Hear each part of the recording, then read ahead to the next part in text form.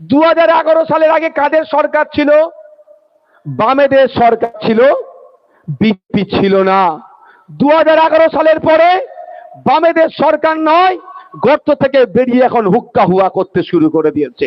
তাই 2011 যদি আপনারা ফিরে আনতে পারেন, বামেদের সাথে খাম চিহ্নকে যদি বাংলার মসনদে পাঠাতে পারেন, আমি আপনাদের কথা দিচ্ছি আবার এরা গর্তে ঢুকে যাবে, এদেরকে আর খুঁজে পাওয়া যাবে না।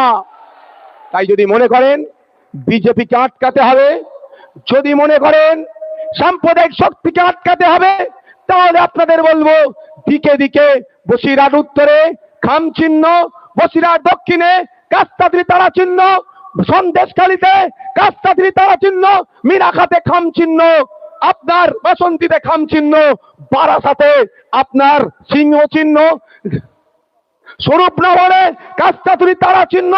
এমন করে রাজ্যের 294টার মধ্যে মাত্র 30টা সিটে এবারে লড়াই করছি।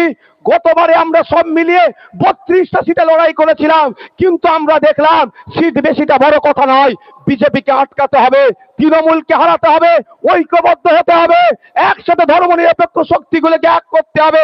তাই আমরা 294 এর মধ্যে যে 30টা জায়গায় খাম চিহ্ন আছে, আপনাদের আত্মীয় স্বজন এই বিধানসভা ছেড়ে যে যেখানে আছে তাদেরকে বলুন যে অন্য কোনো ফুলে হাত দেওয়ার প্রয়োজন নাই। ওই ফুল আজকে গিয়েছে, দুর্গন্ধ ছড়াচ্ছে, পোকা হচ্ছে, ওকে সারগাদাই ফেলো, নাহলে ওই পোকা আমাদের শরীরে ঢুকবে তথা সমাজে ঢুকবে, সমাজকে বিষিয়ে তুলবে, দীর্ঘদিনের সুসম্পর্ক সাম্প্রদায়িক সম্প্রীতি আজকে বিনষ্ট করে দেবে।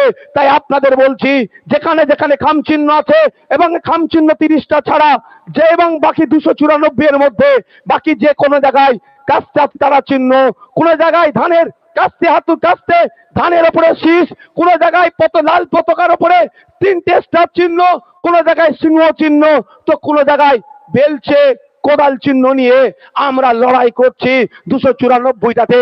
আপনারা জিতিয়ে আইনসভার মধ্যে পাঠান, 2011-র আগের ইতিহাস ফিরিয়ে নিয়ে আসুন। যদি ফিরিয়ে আনতে পারেন বিজেপি আর কিছু থাকবে না। আর যদি মনে করেন এই তৃণমূলকে দিয়ে বিজেপিকে আটকাবো, ওই দুর্গাপুরের মতো কাণ্ড বারবার ঘটবে। আর সংযুক্ত মোর্চার বিধায়ক না গিয়ে আলটিমেটাম দিলে হয়তো গ্রেফতারও করবে না।